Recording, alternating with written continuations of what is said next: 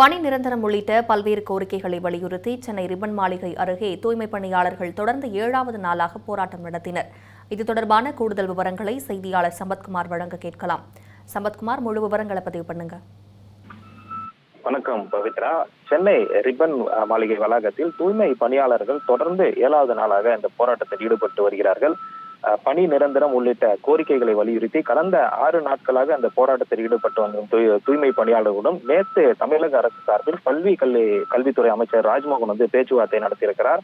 ஆனால் அந்த அமைச்சருடன் நடைபெற்ற அந்த பேச்சுவார்த்தையிலும் எந்த விதமான ஒரு முடிவும் எட்டப்படாத நிலையில் தங்களது கோரிக்கைகளை நிறைவேற்றும் வரை இந்த போராட்டத்தை கைவிடப் போவதில்லை என அந்த தூய்மை பணியாளர்கள் திட்டவட்டமாக தெரிவித்திருக்கிறார்கள். இதனை அடுத்து நேற்று இரவு வரை ரிப்பன் மாளிகை முன்பாக போராட்டம் தொடர்ந்து நடைபெற்று வரும் நிலையில் இன்று 7வது நாளாக இந்த போராட்டம் நீடித்து வருகிறது. குறிப்பாக முதலமைச்சர் விஜய் நேரில் சந்தித்து பேச்சுவார்த்தை நடத்த வேண்டும் என்பதே இந்த போராட்டத்தில் ஈடுபட்டுள்ள இந்த தூய்மை பணியாளர்களோட முக்கிய கோரிக்கையாக இருக்கிறது. அதே போல நேற்று தமிழ்நாடு பாடநூல் கழக தலைவர் ரயலாமணி இந்த போராட்டக்காரர்களை சந்தித்து பேச்சுவார்த்தை நடத்த முயன்ற போதும் அவரை சுற்றி வளைத்த அந்த தூய்மை பணியாளர்கள் தங்களது குடும்ப சூழ்நிலை மற்றும் வேலை வாய்ப்பு தொடர்பான அடுக்கடுக்கான அந்த கேள்விகள் எழுப்பியிருக்கிறார்கள்.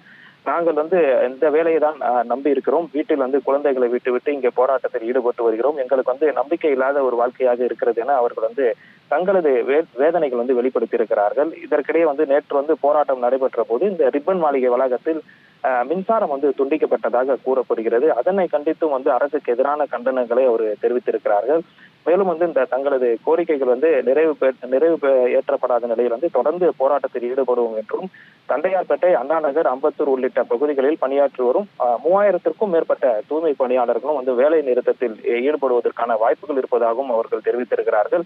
இந்த நிலையில் தற்பொழுது இந்த ரிப்பன் மாளிகை சுற்றிலும் ஏராளமான போலீசார் குவிக்கப்பட்டிருக்கிறார்கள். மேலும் இந்த மாநகர பேருந்துகளும் தயார் நிலையில் நிறுத்தி வைக்கப்பட்டிருக்கிறது. போராட்டத்தில் ஈடுபட்டவர்களை அப்புறப்படுத்தும் வகையில் எந்த நேரத்திலும் போலீசார் நடவடிக்கை எடுக்கப்படலாம் என்ற ஒரு சூழ்நிலை தான் நீடித்து வந்தது.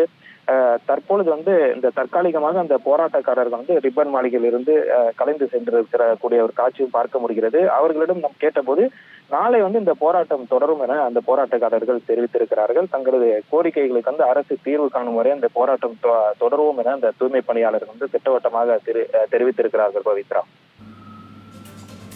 விவரங்களுக்கு நன்றி சம்பத்குமார்.